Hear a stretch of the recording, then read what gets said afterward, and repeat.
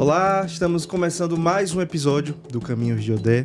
Como sempre, eu começo pedindo as bênçãos dos orixás, as bênçãos a Exu, as bênçãos aos meus mais velhos, aos meus mais novos, aos meus iguais.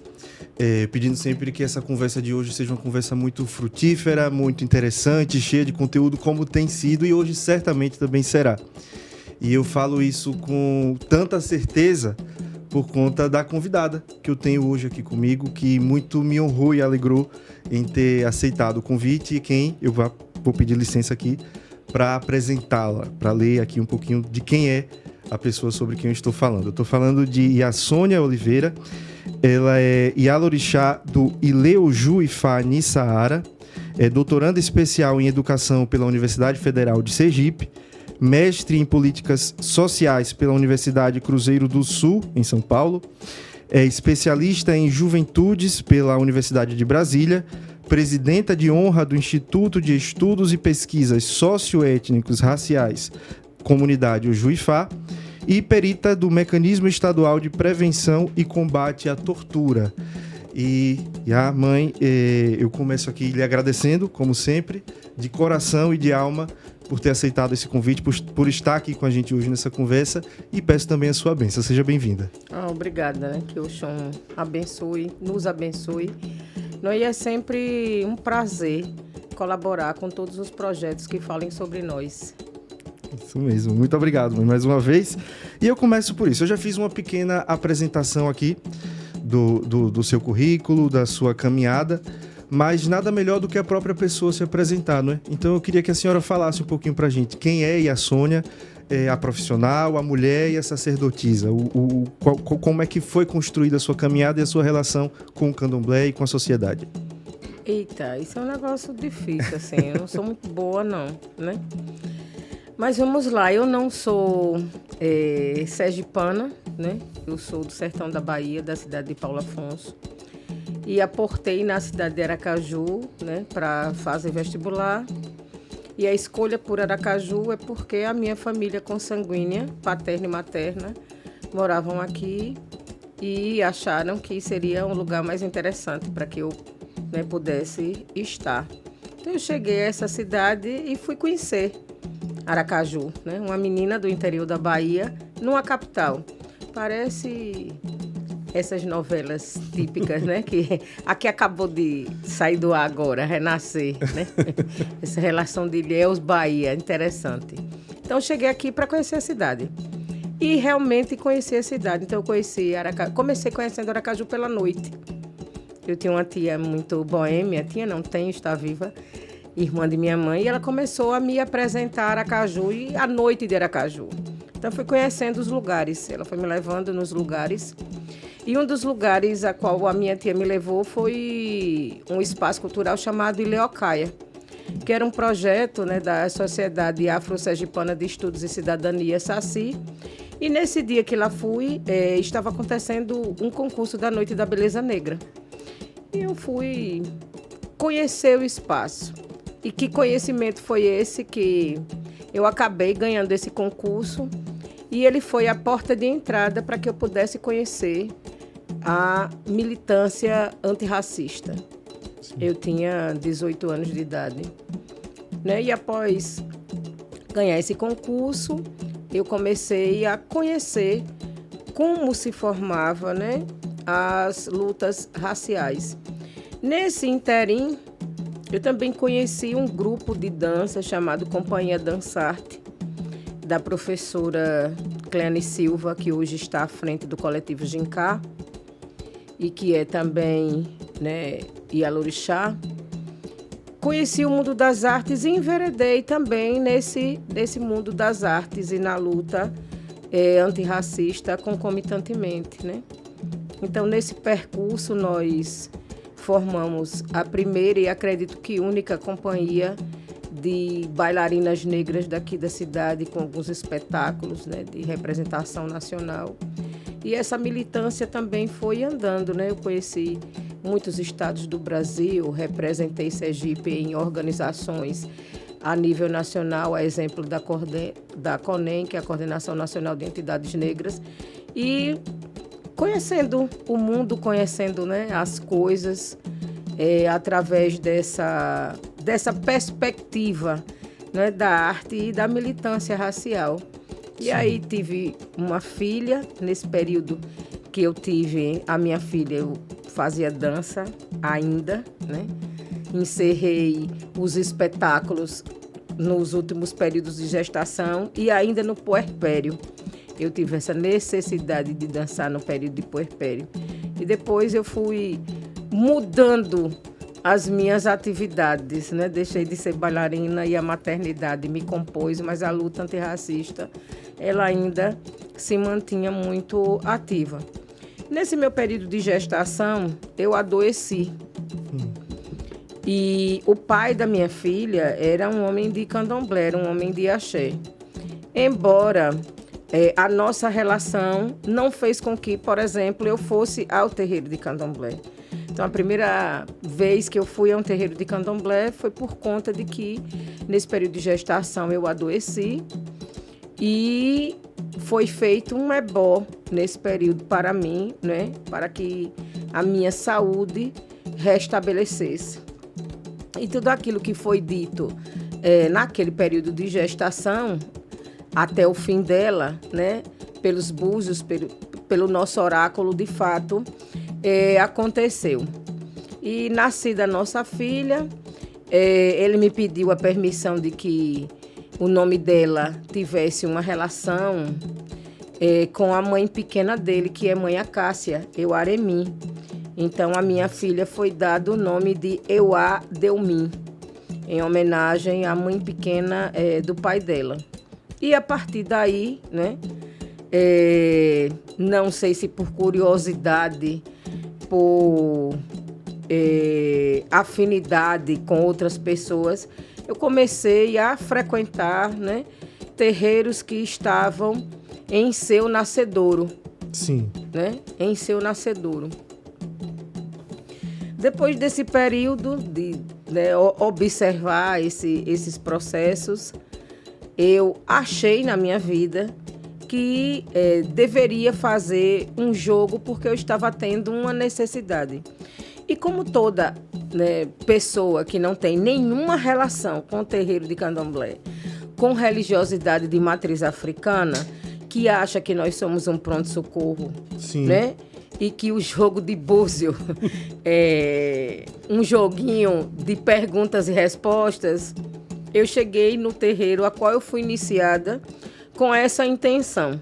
Sim. Buscar respostas e uma ajuda a um problema, né? Que não era um problema, na verdade, né? A cultura ocidental entende que a cosmovisão africana está ali para resolver, né, conflitos de ordem diária, coisas que nós podemos resolver. E eu fui no terreiro por conta de um conflito amoroso, né?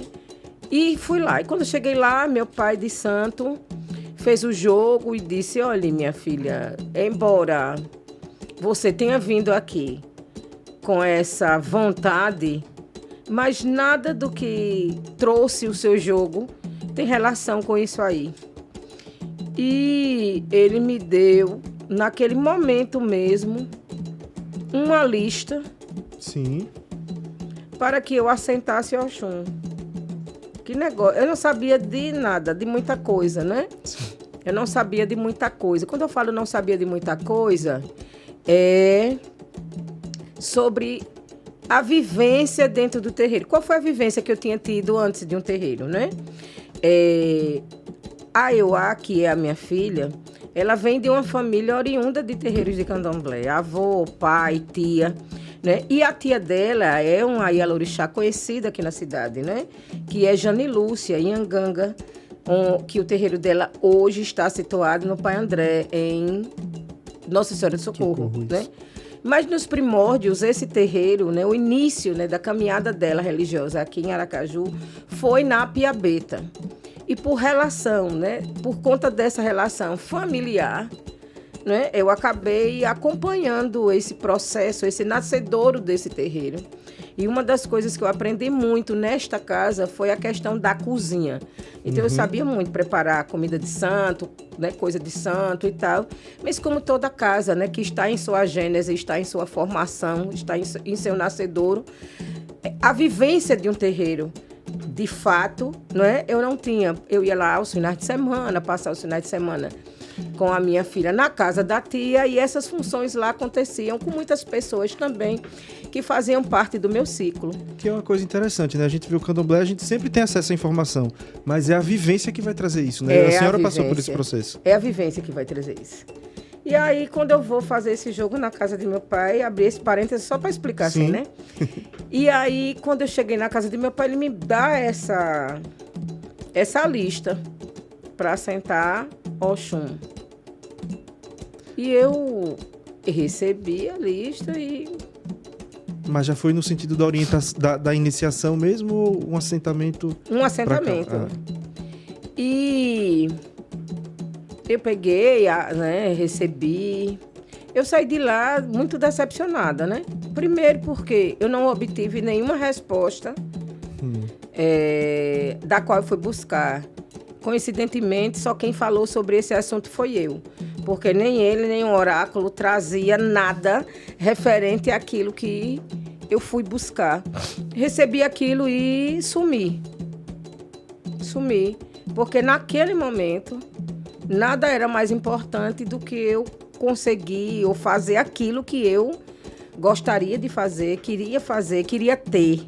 E achava que as religiões de matriz africana iriam me dar isso, né? Que é uma visão que muita gente tem na sociedade. Eu tenho um problema, vou lá resolver. O tempo, né, passou, as coisas acabam, né, se acalmando, e eu comecei a ir lá. Dentre essa lista, né, ele também me passou uma semana de banhos. E eu resolvi fazer essa semana de banhos. Eu fui fazer os banhos e, naturalmente, né, as casas de candomblé têm esse cotidiano, que é o cotidiano do acolhimento. Sim. Você chega, você não pede licença, você pede e ao mesmo tempo não pede licença para entrar, para ficar. Você chega, alguém te recebe, alguém vai conversando com você, alguém te orienta. Quando você menos espera, você já está ali fazendo, dentro das suas limitações, alguma coisa. Seja varrendo, limpando alguma coisa, enfim, cuidando de algo dentro daquele espaço. Então, assim foi minha chegada. Eu fui chegando, fui ficando, né? Foi num momento especial também da casa, onde estava tendo processos de iniciação de irmãos. Sim. Então, à distância, eu pude, né, observar coisas, o trânsito, né? Isso foi interessante e você vai ficando até que chegou esse momento de assentar Oxum e assim eu fiz. Em julho de 1998 e em agosto de 2002, 2 de agosto de 2002, eu me iniciei para Oxum. Oxum nasceu, né? Oxum Ifariwami nasceu e eu renasci em outros contextos e outros contornos. Que bonito.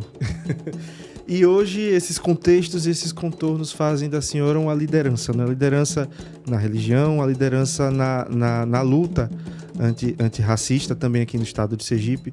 E eu acho interessante que há uma fala sua, numa outra entrevista, em que a senhora fala que não podemos falar em racismo religioso, mas em racismos aqui no Brasil.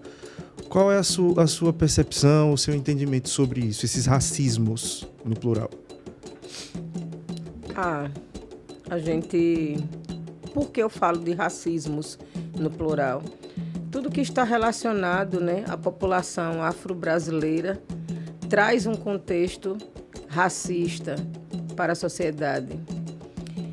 A era do conhecimento, ela vem avançando a ponto, né, que a gente pode conceituar essas epistemes todas aí. Então, hoje tudo tem um conceito, né? Uhum. Então, você tem o racismo ambiental, você tem o racismo estrutural, você tem o racismo religioso, né? E tem a xenofobia, que é uma forma de racismo também. Você vai conceituando essas formas, né, de retirar um sujeito por conta da sua raça, né? Retirar do lugar, retirar seus direitos, enfim, retirar, né? E quando eu falo dessa retirada, não é você tirar de um lugar e colocar no outro. Inclusive, é retirar o direito dela permanecer viva. O racismo é isso, né? Porque quando a gente pensa no processo de letalidade do racismo, né, ele vem numa repressão policial, ela vem numa simples abordagem, ela vem nas violências ocorridas nas invasões dos terreiros de candomblé, né?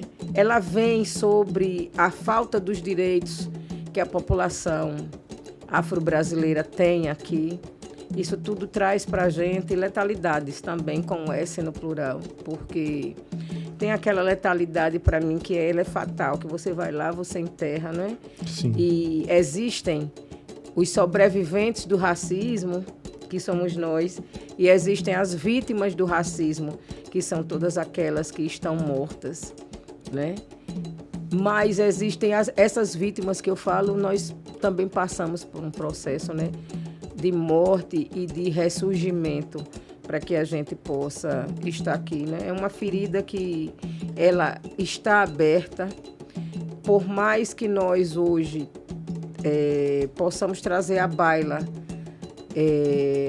o racismo, né? Esse conteúdo para que a sociedade ela possa discutir, conversar, ela ainda tem restrições, ainda há quem diga e afirme que o Brasil não é um país racista, que não existe racismo.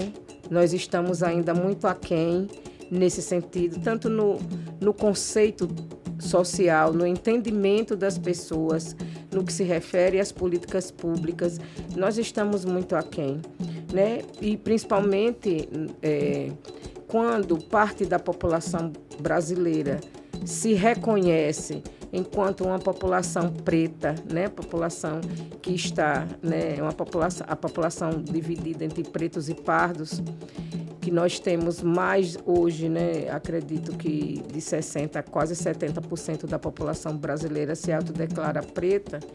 Então, o Brasil é um Brasil que é composto de pessoas pretas, né?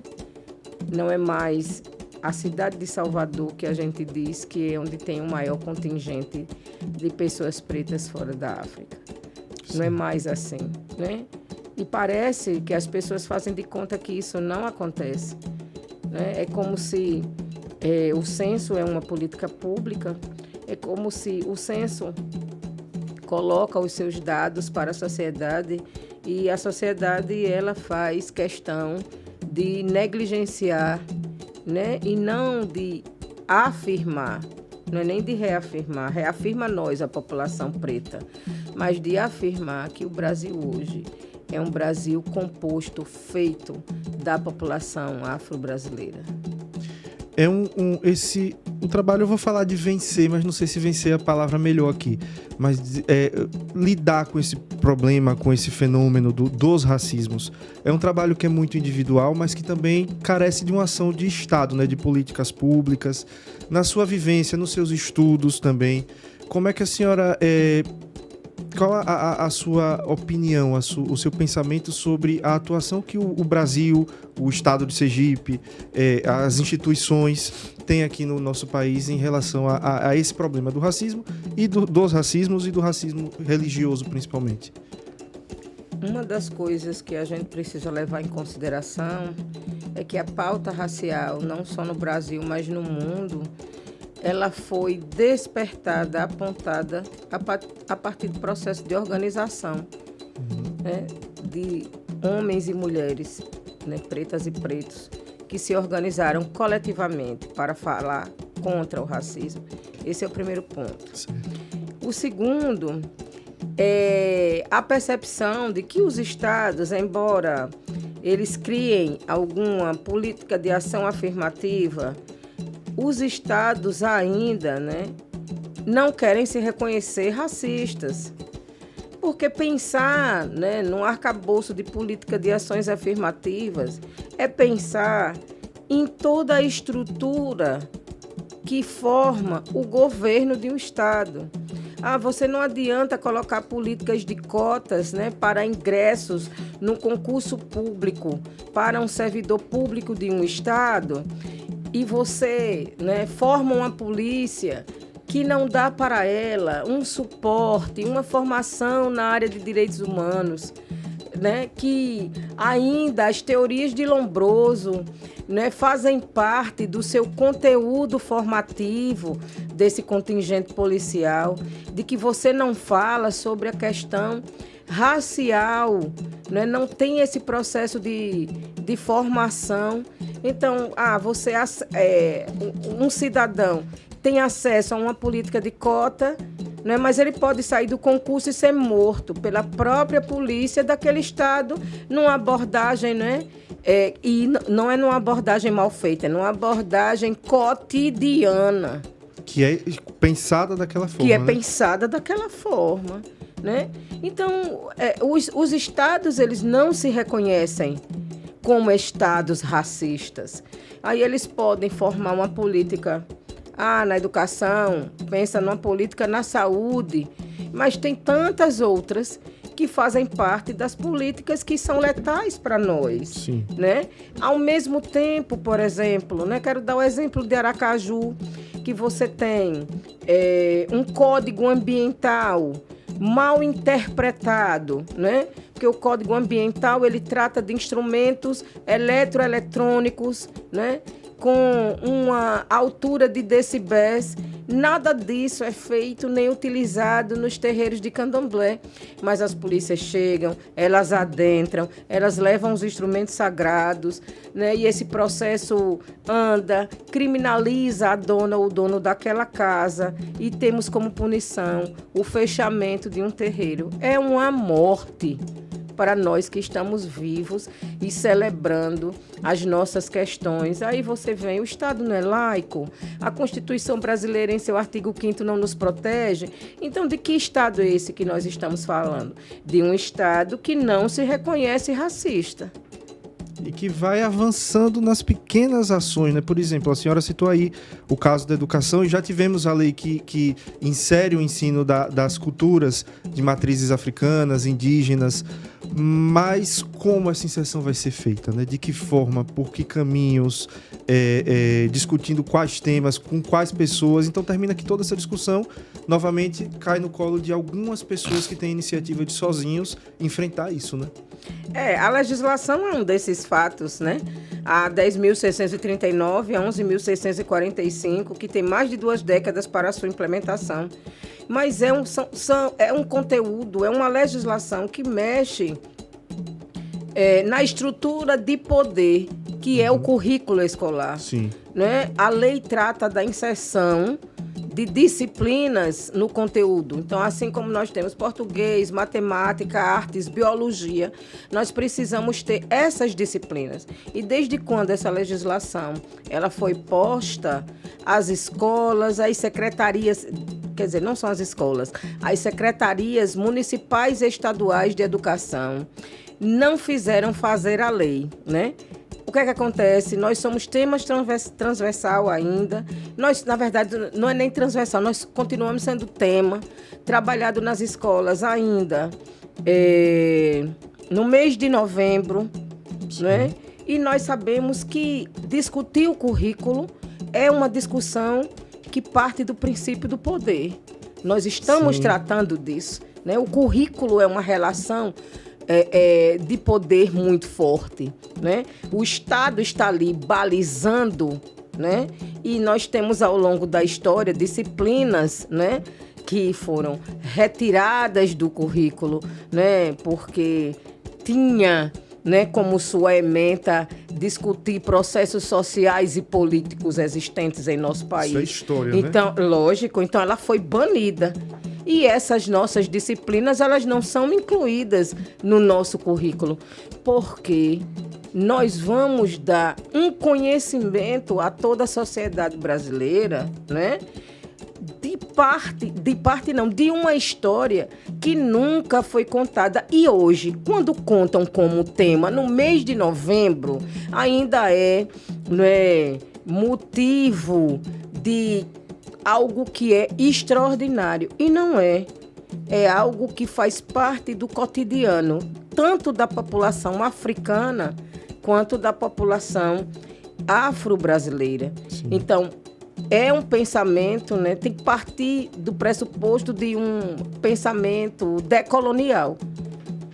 Nós não podemos mais trabalhar as nossas questões a partir do pensamento do colonizador, que sempre quis trabalhar para a gente, com a gente, o período de escravização das pessoas negras até o momento, né, da dita Lei Áurea. É só isso que é tratado nos nossos livros de história.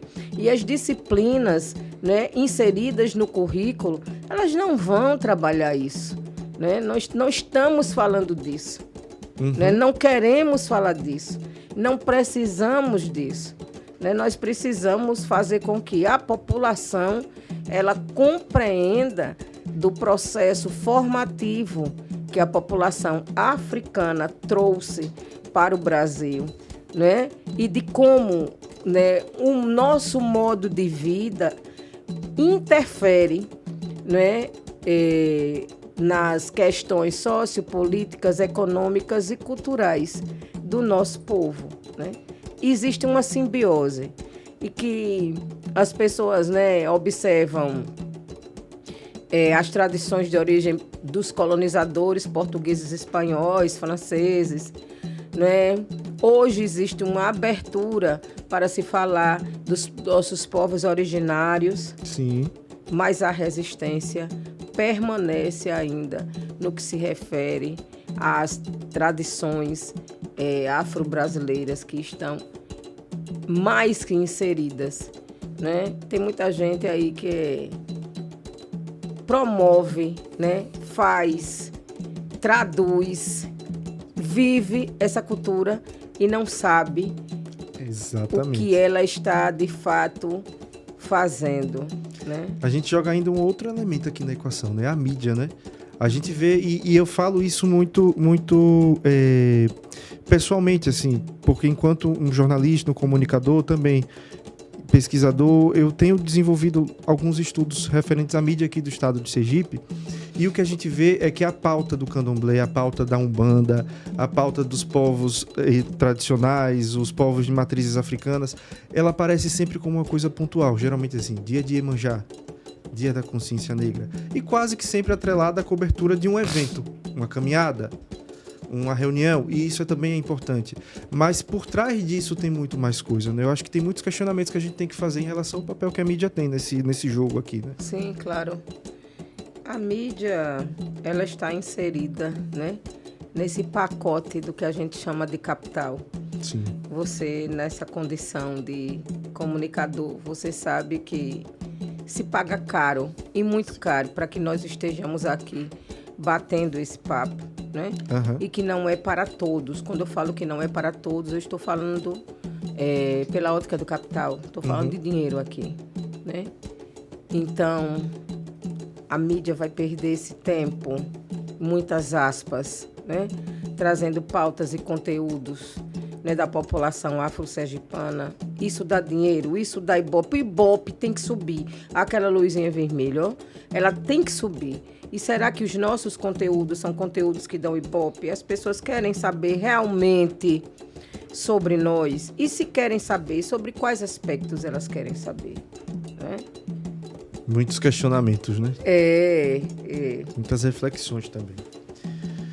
Mãe, falando agora um pouquinho sobre terreiros. Recentemente nós estivemos, e de fato nós estávamos na mesma discussão ali, né, assistindo ao debate.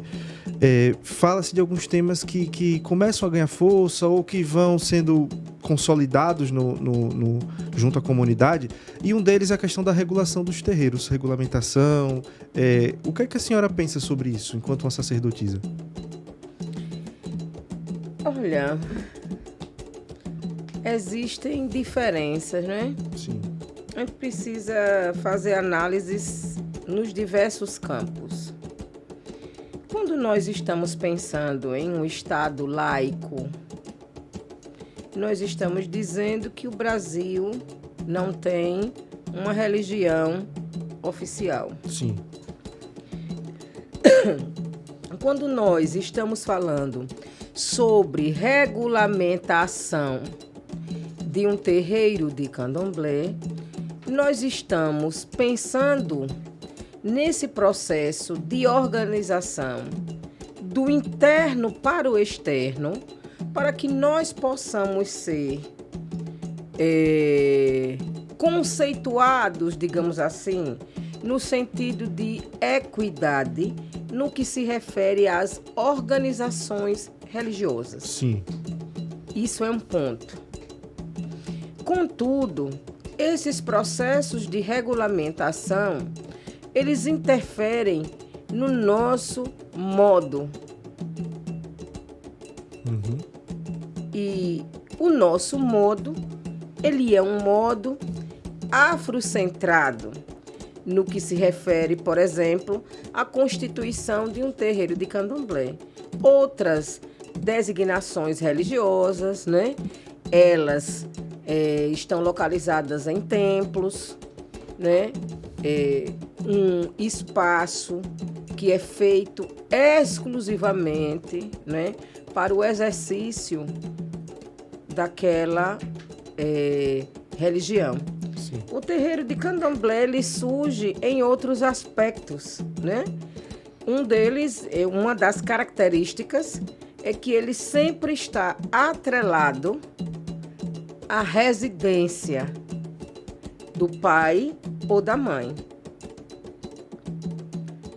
Nas questões documentais, isso é algo que interfere muito, porque as relações legais, elas partem para um templo religioso e não necessariamente para um espaço que se funde entre, né, a residência do Babalorixá e o local da prática de culto.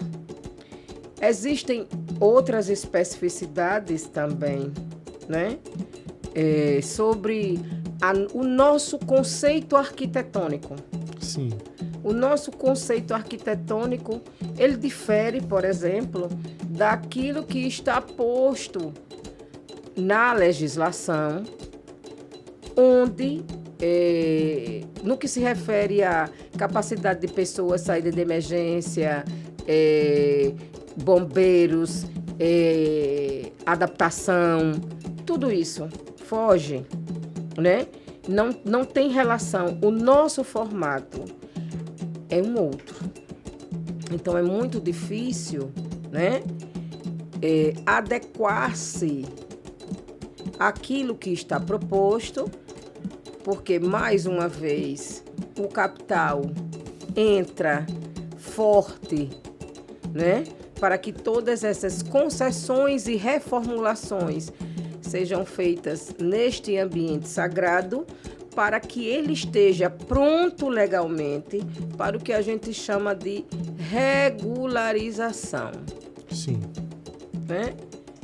E depois, o terceiro ponto, que esse para mim é um que a gente precisa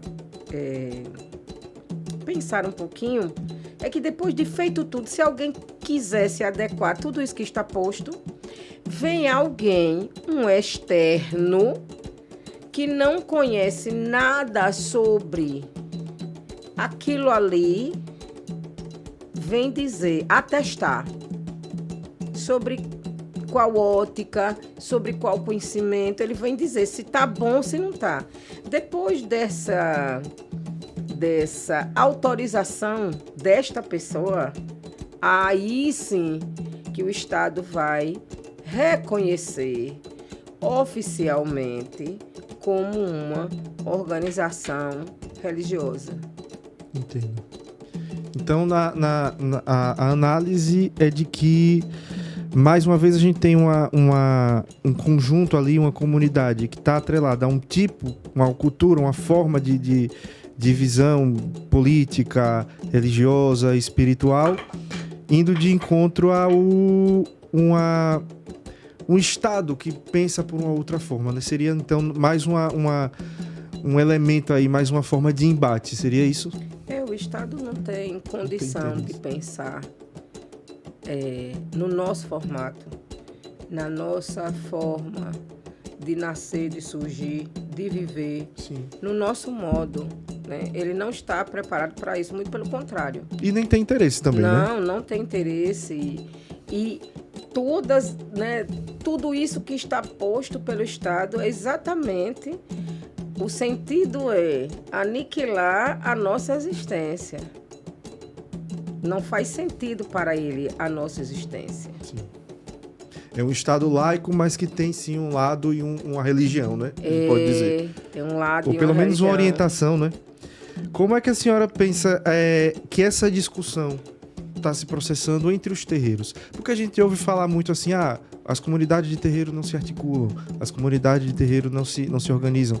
E não é bem assim. Pode não ser uma organização no nível em que as pessoas esperam que ela aconteça. Mas, pelo menos na minha análise, na minha visão, há sim organizações, há sim movimentos. O que é que a senhora tem a dizer sobre isso? Primeiro, é um assunto muito novo. Tudo aquilo que é novo causa estranheza. Sim. Né? Causa estranheza. Eu tenho certeza absoluta que dentro do universo de cada casa, todos esses conteúdos, eles são conversados. Todo mundo conversa, todo mundo sabe o que está acontecendo. Sabe o que aconteceu aqui na nossa cidade, o que aconteceu no nosso estado, o que vem acontecendo no Brasil. Todo mundo sabe, né? Agora, é da característica de cada pessoa, de cada pai ou de cada mãe, de cada representação religiosa, se articular politicamente. A política é algo que chegou nos terreiros de candomblé de forma errada. A concepção sobre política, né, que nós temos ainda é uma visão que está baseada na visão eleitoral.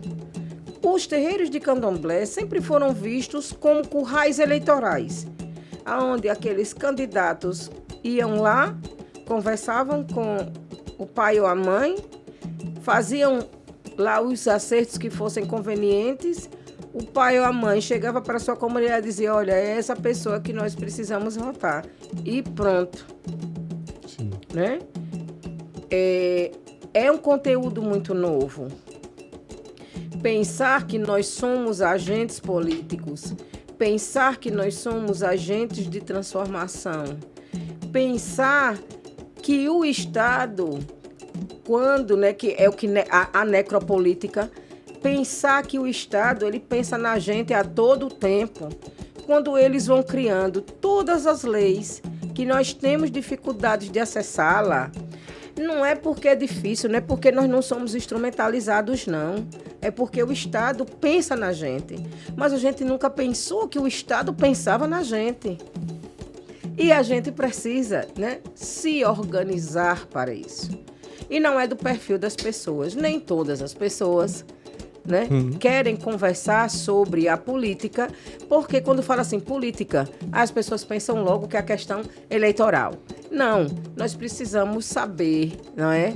Entender o que rege a legislação, por exemplo, do município de Aracaju, referente à tarifação de IPTU para templos religiosos, se nós temos algum tipo de isenção com água, com energia, né? Precisamos saber, né, sobre as nossas licenças ambientais. Isso tudo significa estarmos vivenciando, interessados na vida política de Aracaju.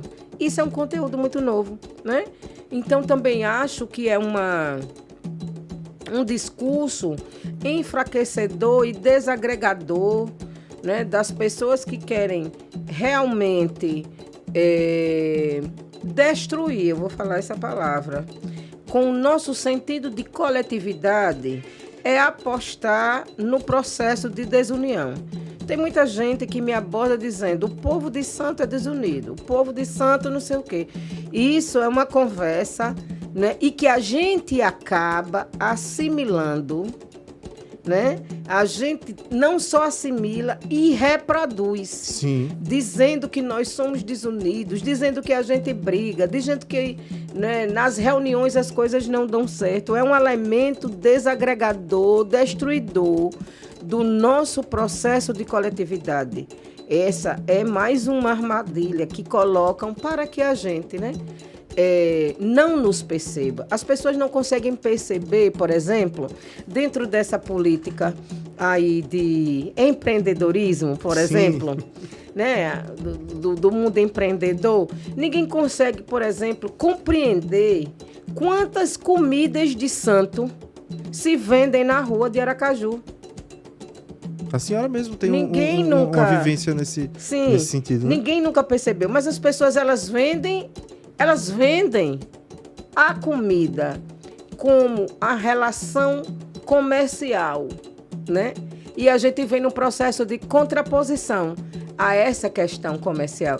Não, você pode até estar comendo um mingau de puba. Tem gente que vende um mingau de puba, por exemplo, né? Se a gente comercializar, é sará. Né? É sará. Não é um mingau de puba. Existe um contexto. E as pessoas sempre estão interessadas. Elas chegam e dizem assim: o que é o sará? O mingau de puba. E por que chama de sará? Pronto, é aquele momento a qual a gente, não fazendo o que a gente sempre soube fazer, que é educação de terreiro, né? Sim. Que é o EBE, faz isso com as pessoas. E as pessoas não têm estranheza, não, né? Mas a política de terreiro, ela precisa ser mais vista entre nós, povos de terreiro. Ela precisa ser abraçada. O processo de desagregação do nosso povo, né, precisa ser desconstruído. E a nossa percepção de que nós não somos casa. Uma casa toca aqui, outra casa toca Angola, outra casa toca um negócio lá que eu não sei o quê. Não estamos falando disso. Nós estamos falando que nós somos um povo. Nós temos uma língua.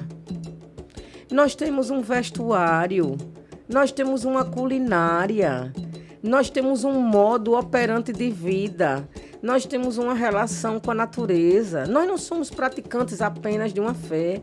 Sim. Nós somos um povo e que as nossas tradições, elas saem do terreiro e penetram em toda a sociedade. Então, eu sempre digo, todo mundo faz uma macumbinha sempre. Todo mundo está aí fazendo uma macumbinha sempre.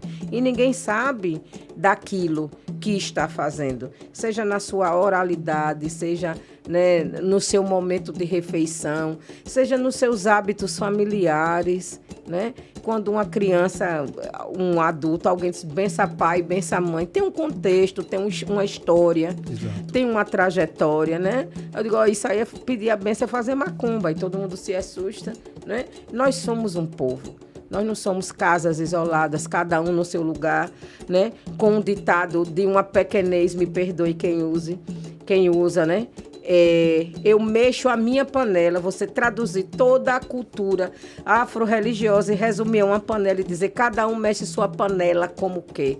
É de uma grosseria sem tamanho, sabe? É uma daquelas violências, né? Que a senhora falou mais cedo. Sabe? É de uma grosseria que, sem tamanho, reduzir, sabe, uma cultura que atravessa séculos numa panela que você mexe como e quando você quer, né? É nos reduzir, sim, a quase nada. Mas, para além de ser uma grosseria, eu também não culpo quem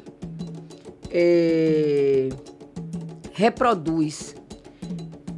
É muito difícil você coadunar, juntar a cosmovisão africana, que é vivida dentro do terreiro, ou é para ser vivida dentro do terreiro, com o processo de colonização que está posto na sociedade. São coisas difíceis de se relacionar. E eu vou dar um exemplo simples. O tempo. Quando você fecha a porta e está dentro do terreiro, o tempo para a gente é um elemento importante. você tem que acordar aquela hora, porque você tem que fazer aquela maianga, porque você tem que fazer aquela reza. Não pode ser 1 minuto antes, porque 1 minuto antes não é o tempo. Não pode ser 1 minuto depois, porque 1 minuto depois passou o tempo. Mas quando você está na sua casa, deitado na sua cama, que o relógio desperta, você abre o olho e diz assim, eu vou dormir mais meia horinha. São relações diferentes. Então, é como se nós fizéssemos parte de 2 mundos, sim, estando em um, né? Então, a cultura do colonizador, ela vem também para nos massacrar. E por muitas vezes, né, nós reproduzimos essa cultura dentro dos nossos espaços sagrados. Era exatamente isso que eu ia perguntar para a senhora agora. E não foi à toa, acredito que a senhora tocou nesse assunto. Enquanto uma Yalorixá, como é que é fazer essa ponte e ao mesmo tempo gerir essas relações de sujeitos, de pessoas que estão vindo para o candomblé desse mundo com uma tradição que é extremamente consolidada, que é extremamente antiga no sentido de ter raiz, de ter cultura ali. Como é fazer esse trabalho, esse processo, essa missão? Eu posso dizer que não sei, né? À vontade.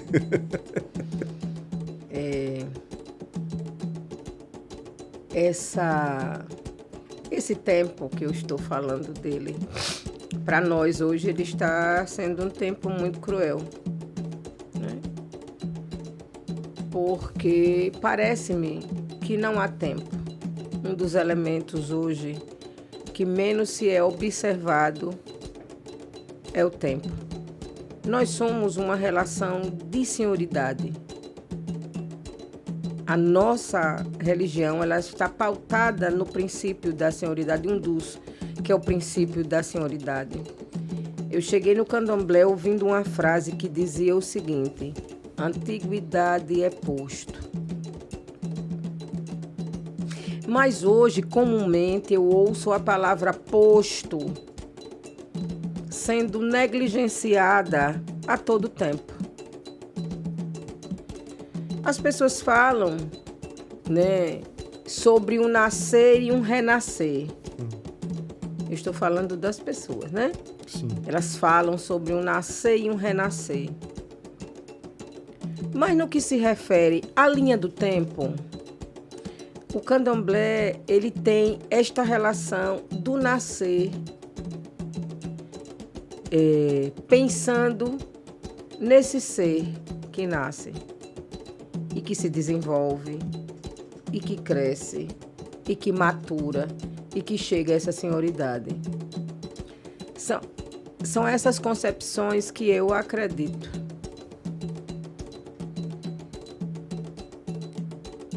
E hoje existe essa dificuldade.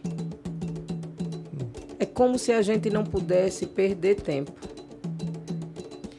É como se as pessoas não conseguissem enxergar e valorizar o nascer, o crescer, o desenvolver.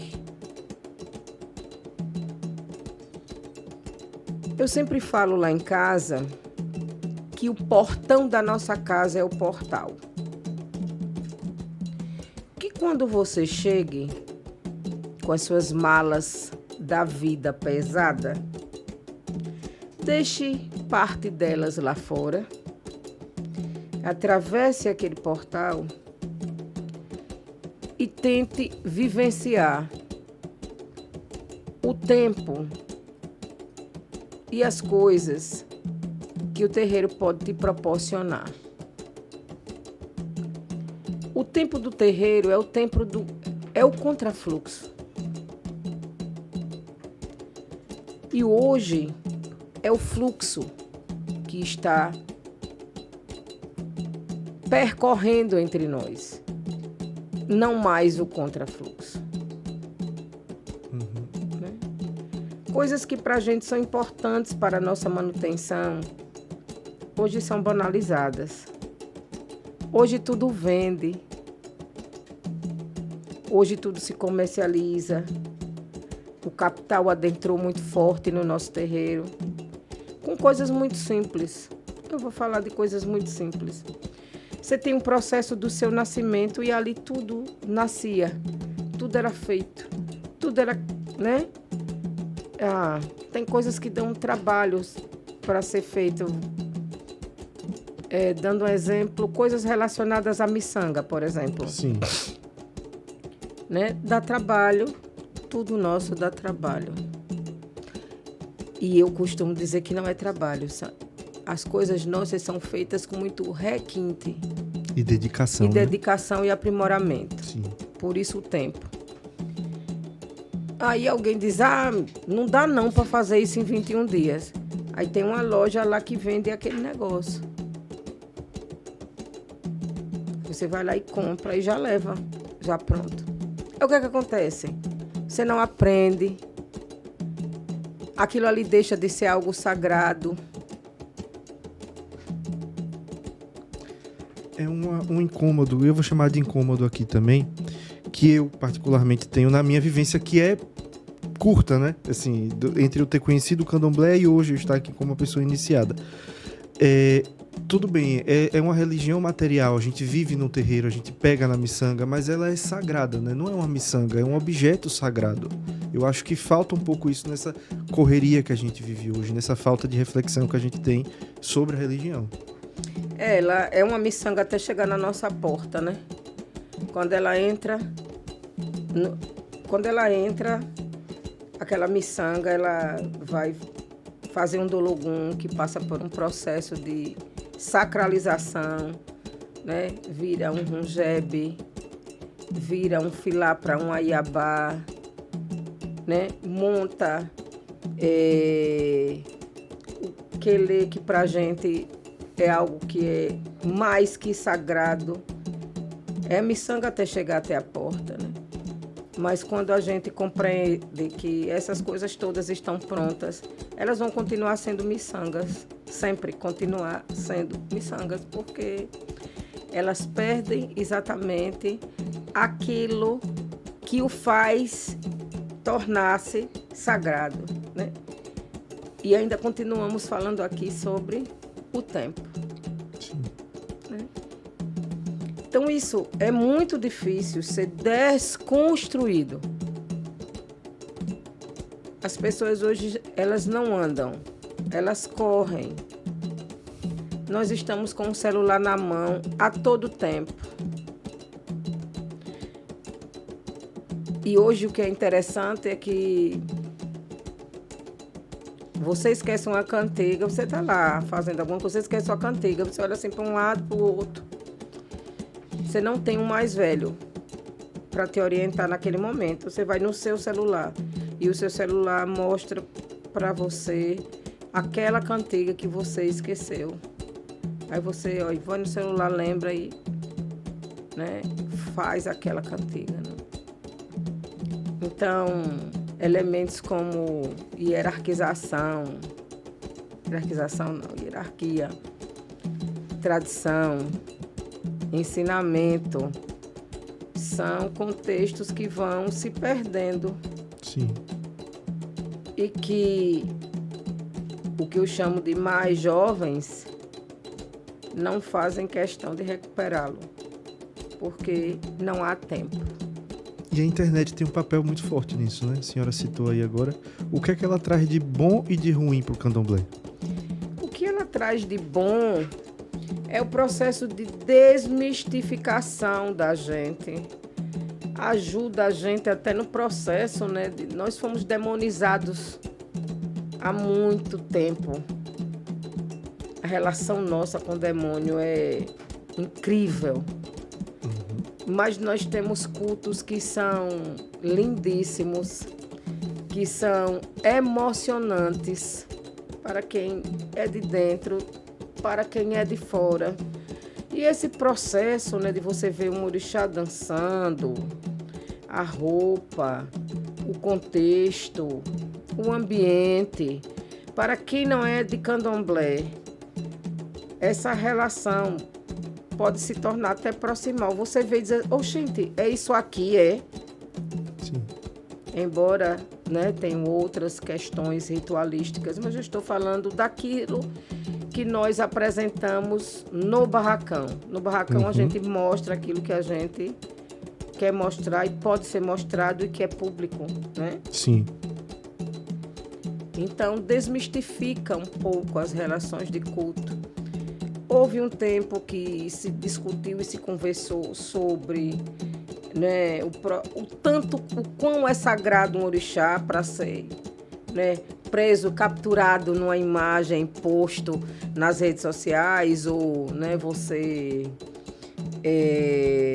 fazer uma live, né, de um candomblé, ou fazer um vídeo de um candomblé.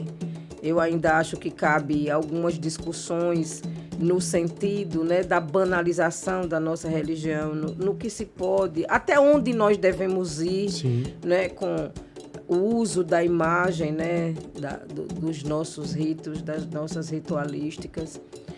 Mas traz essa coisa do comum.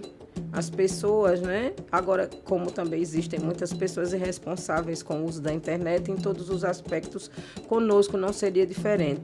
Quando eu falo, né, das questões que nos afetam, né, de forma negativa, não é uma crítica, é reafirmando, né, que nós somos um povo e estamos inseridos em todos os espaços da sociedade.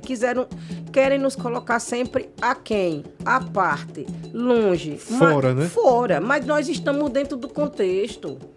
Né? Nós transitamos pelas cidades, nós transitamos pelo mundo. Então não tem como a gente não cair nesses abismos.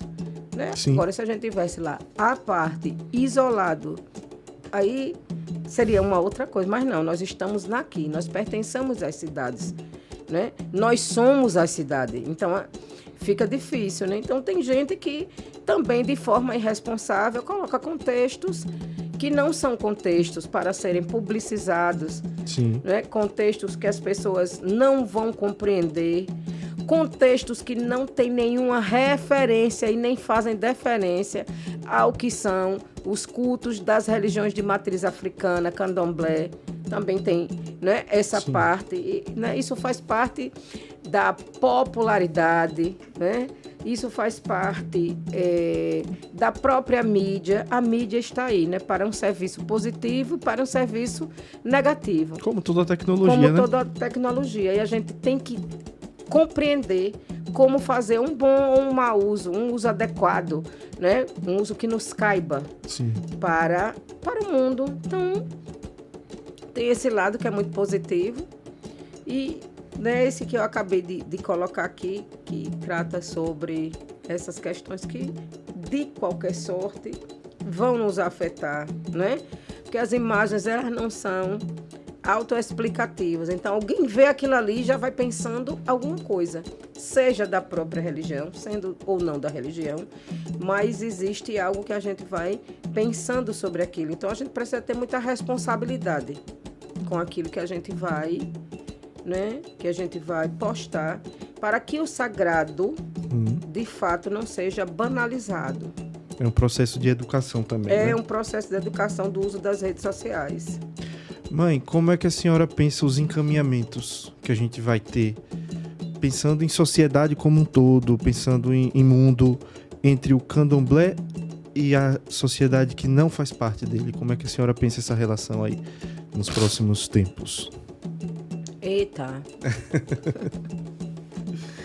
Pergunta difícil. É complicado, né? Mas eu quero falar de uma experiência minha. Recentemente, acho que a semana passada, eu estava com alguns filhos e um deles me fez uma pergunta. Como é que eu pensava o bairro 17 de Março, que é onde nós estamos localizados, daqui a 10 anos? Eu disse, não, meu filho, eu quero lhe dizer que eu faço uma perspectiva deste lugar com 5 anos, né? Nós estamos num processo de organização para iniciarmos uma obra para poder, né, nos adequarmos ao nosso espaço e ao quantitativo de pessoas que nós temos. E eu sou uma das defensoras, né, dos terreiros urbanos. Sim. Eu defendo muito os terreiros urbanos, né? Na verdade, eu não defendo os terreiros urbanos, eu defendo a manutenção da origem. Os nossos terreiros tiveram a origem nas cidades, porque as pessoas moravam nas cidades e esses terreiros foram constituídos em suas residências. A história está aí para contar, né? Não vou repetir Sim. aqui nesse momento. Então, eu sou defensora desse processo. E nós estamos localizados numa área de expansão, né? Num bairro que foi pensado, que foi projetado, né? Que está localizado à periferia de Aracaju, mas ele está no miolo da zona de expansão, que está localizado na Zona Sul. Sim. E a classe média está chegando não, ela já chegou. É um conjunto que foi pensado, né? Ele já chegou com algumas características diferenciadas, embora esteja no meio de um complexo que eu chamo de Complexo Santa Maria, onde boa parte das residências e dos conjuntos ali surgiram a partir de invasões e ocupações. Então, em 2 anos, eu observo a nossa quadra. Nós temos uma série de serviços que estão ali para nos servir. Tudo delivery. Começou com o que a gente chamava de bodega, virou uma mercearia. Agora é um supermercado grande, que trabalha com todos os cartões, que tem de tudo e faz entrega na sua casa. E aí eu digo o seguinte, que essa projeção, ela tem relação com aquele empresário pensar em como atender a sua comunidade. Então, tudo o que tem ali é porque um dia alguém chegou ali para procurar. Sim. Se ele não tinha, ele procurou ter. Né? Sim. E aí eu vou para a Zona Norte, eu encontro um botijão de gás de R$ 84,92, um botijão de gás lá é R$ 105. Então, isso tem relação com o lugar, né? Isso tem relação com o seu entorno. E eu sempre digo que o conjunto 17 de março foi feito para atender o déficit de habitação das pessoas da cidade de Aracaju, né? Que moravam, em sua maioria, no Morro do Avião. E esse lugar foi completamente descaracterizado. A classe média encostou ali. Qual o impacto disso no terreiro, né? Qual o impacto disso? Não só no terreiro, né? Não só no terreiro e também no terreiro. Então, assim, é um negócio que... E aí eu digo, se você não tiver uma estrutura pensada para estar na comunidade, o que nós chamamos de racismo ambiental vai fazer com que a comunidade pense, né, e diga assim, olha, os vizinhos dizem que a gente incomoda. É porque não sei o que, não sei o que. Aí nós mesmos, internamente, vamos criando motivos oriundos do externo que vai nos confundir. E nós vamos sair dali para procurar um lugar lá longe. Eu sempre digo isso. Lá longe. É preciso ter muita identidade para enfrentar isso, né? E esses lugares lá longe, né? Nada contra os que os têm. Eu estou falando da minha realidade. Da forma com a qual existe o nosso trânsito no terreiro, né? Hoje nós estamos, de fato, né, ocupados. Nós estamos trabalhando. Esse tempo interfere na nossa ritualística. Esse tempo interfere na disponibilidade, né? Nós temos, no que a gente chama de tradição, um recolhimento que eram 90 dias. Mas 90 dias de preceito dentro de um terreiro, ele passou para 21 dias, mais 21 dias. 21 dias para a iniciação e 21 dias para o seu preceito. Então, a diferença de dias é muito grande, né?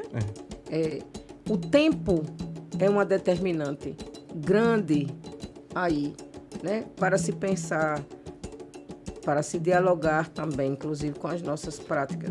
Aí você diz assim, eu vou para um lugar onde tem tudo. Não tem nenhum lugar onde tem tudo.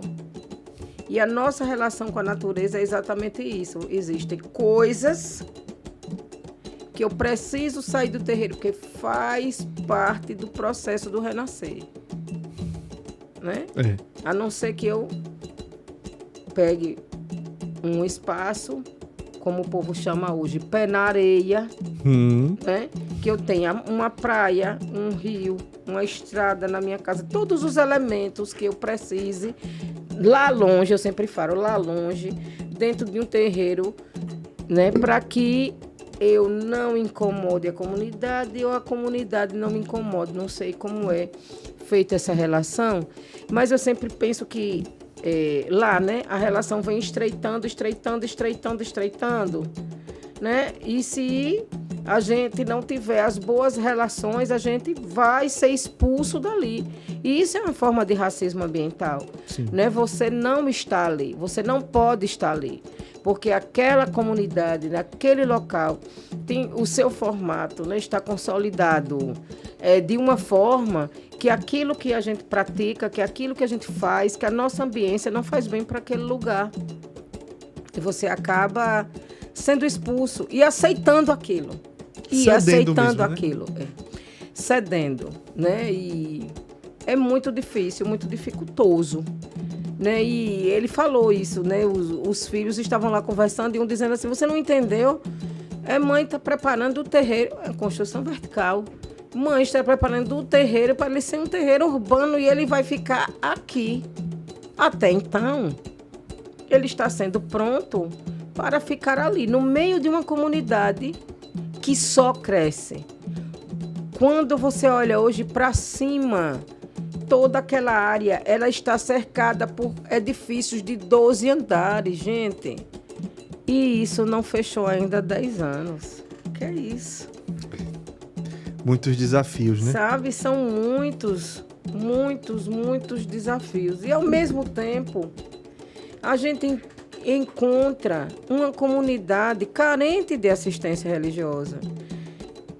Porque nós precisamos perder, né, essa ótica do ebó como assistência religiosa às pessoas. Quem foi que disse que o terreiro só dá esse tipo de assistência religiosa?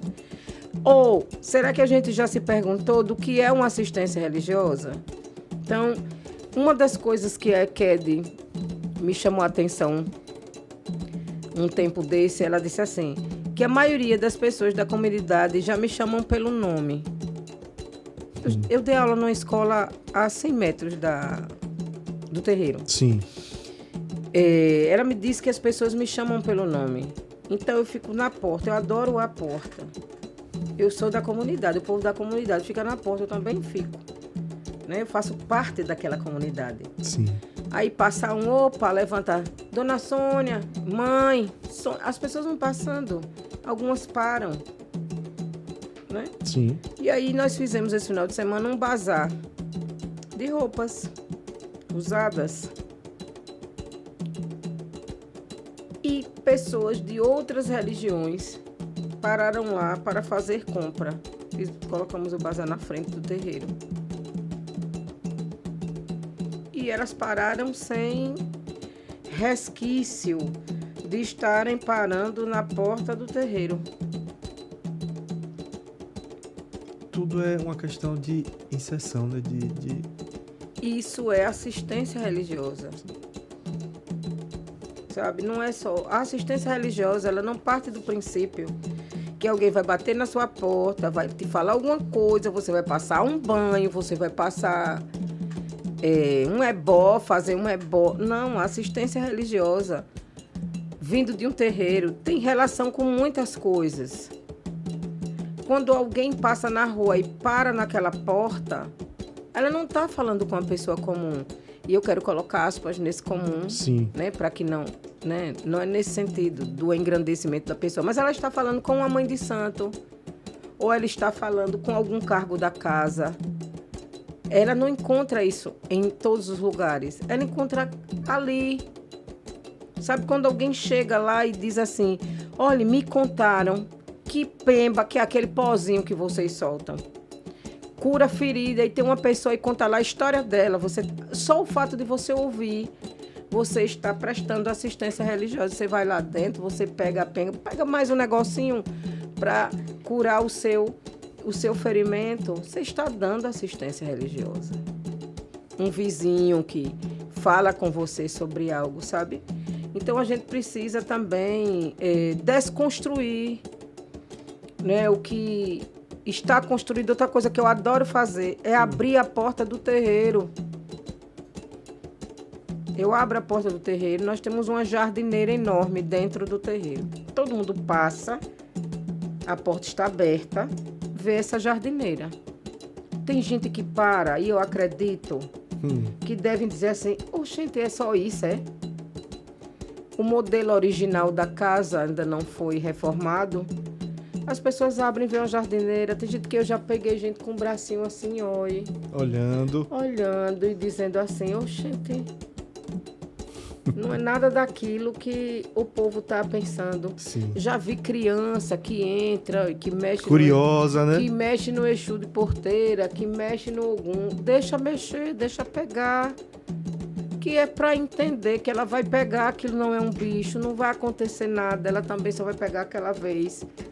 Da outra vez ela já vai entrar e aqueles elementos, né, aqueles orixás, já não vão mais perturbá-los. Sim. Porque ela já pegou, já entendeu que não faz nada com elas. Sabe? Então, dialogar com a comunidade não é fácil. Mas é uma alternativa para o futuro, né? Quem sabe? Pelo menos, mediante essa pergunta que você me fez e que eu disse que eu não sabia responder e nem tenho uma pretensão... Talvez esteja, neste momento, sendo alternativa, né? Porque quando nós chegamos ali, naquele lugar, o primeiro candomblé que nós fizemos, chamaram a polícia. Olha que interessante, né? Chamaram a polícia para o nosso primeiro candomblé. E aí eu fui ver, né? Dentro desse meu trajeto de chegada, onde eu cometi a falha. E aí nós encontramos, né? E um amigo meu que não está mais presente entre nós disse o seguinte: vocês chegaram na comunidade com uma árvore e uma raiz enorme. É difícil. As outras pessoas chegam com sementes que vão ser plantadas ainda. E uma das minhas falhas nesse percurso foi não dizer quem somos. Eu não conheci meu vizinho de fundo, não conheci meu vizinho dos lados. Eu não me fiz apresentar. Eu não dialoguei com a comunidade a qual eu gostaria de estar. Entendo. E essa é uma das, com muita humildade, uma das propostas que a gente faz aqui, sabe? É criar esses canais e essas vias de diálogo. Aos pouquinhos, trazendo uma experiência, trazendo uma visão de mundo. Falar sobre a gente, né? Por que não? Sobre nós que estamos nos terreiros, sobre nós que estamos nas religiões de matrizes africanas, nas academias, nas artes, no sacerdócio. E certamente, mãe, esse programa aqui, esse episódio, ele traz muitas reflexões e muitas informações. Para mim, pessoalmente falando, e para quem está assistindo e vai assistir também. Então eu não tenho como finalizar fazendo aquilo que eu comecei fazendo quando a senhora entrou aqui no estúdio, que é lhe agradecendo assim, com toda a força que eu posso agradecer pela disponibilidade de estar aqui com a gente, compartilhando do seu conhecimento, também pela vontade de contribuir com esse projeto, pelo seu tempo de estar aqui com a gente. Muito, muito, muito obrigado mesmo, mãe, que essa casa aqui, esse podcast, esteja sempre aberto e à disposição da senhora para o que for e o que precisar. Lhe agradeço. Eu também agradeço, né, essa disposição, né, de criar um canal de comunicação positivo com esse nome sugestivo, Caminhos de Odé, né? É um podcast que eu tenho assistido, tenho acompanhado, né? E de fato ele trata sobre várias possibilidades da nossa estada como pessoas religiosas no mundo. Isso é importante, né? O candomblé não é mais um espaço de pretos e pobres, como foi descrito um dia, como foi dito um dia, né? O candomblé, ele é sui generis, ele é universal, né? Todas, todos e todes hoje fazem parte dessa comunidade, pretos e brancos, ricos e pobres, letrados e não letrados. Isso pra gente não importa, né? Para professar a fé, basta que nós estejamos lá. E sobre o conhecimento, né? Eu sempre costumo dizer que de nada sei, mas tem uma coisa que eu prezo muito e que falei muito aqui sobre o tempo. O tempo me fez aprender para colocar esse aprendizado no meu saco. Eu também tenho um saco, assim como os orixás tiveram quando foram criar o mundo, sobre o ordenamento de Obatalá. Eu também tenho um saco e nesse saco eu vou juntando as minhas coisinhas, aquilo que eu me permito viver, que o tempo me permite aprender, né? E eu vou colocando nele, né? E em momentos como esse a gente pode abrir esse saquinho, né? E compartilhar um pouco daquilo que a gente foi juntando ao longo desses 49 anos de vida que a gente tem, 22 anos de iniciação para Oxum e 25 anos, 26 anos de dedicação ao sagrado. É mais da metade, digamos assim, da minha vida, né? E talvez isso me municie a falar um pouco, né, sobre nós, um pouco sobre nossas coisas, um pouco sobre a nossa existência, um pouco da nossa resistência, né? Falar um pouco, né, sobre nós, né? Entendendo que não somos unanimidade, entendendo que nós somos diversos, entendendo que nós somos diferentes, que nós temos modos diferentes de fazermos as coisas, mas que nós precisamos ter uma única concepção. Nós cultuamos Orixá. Orixá é vida, Orixá nos aproxima do mundo, né? E é o responsável pela existência de cada pessoa nesta fé, nesta religião. É por Orixá que os templos se abrem, né? Se firmam nos mais diversos lugares, sejam nas cidades, sejam em lugares longínquos, mas que é por conta deles, né, que nós temos força, né, para se relacionar com esse mundo, né, e nos colocamos sempre à disposição, né, para contribuir quando a gente puder, né, que seja de muito caminho. Né? Os caminhos de Odé, e que, né, como Odé, o Senhor da fartura, da abundância, né, que seja muito farto e próspero, e que por esse espaço, né, que não deixa de ser um espaço de educação, né, ele possa estar proporcionando. Não é para o nosso povo, é para quem não é o nosso povo. Mais educação, mais justiça, mais sabedoria, mais conhecimento, né? E que é uma arma, né, contra o racismo religioso aqui para nós, né? Não só de Sergipe, mas do Brasil. Axé. E muito obrigado também a você que está aqui nos assistindo, nos acompanhando, que vem fazendo essa rede crescer e se fortalecer, que tudo que foi discutido aqui hoje, que tudo que foi falado hoje sirva para a gente se transformar, para a gente se ressignificar e para a gente levar esses aprendizados para a nossa vida, porque é isso que o Candomblé faz com a gente. Então, muito obrigado.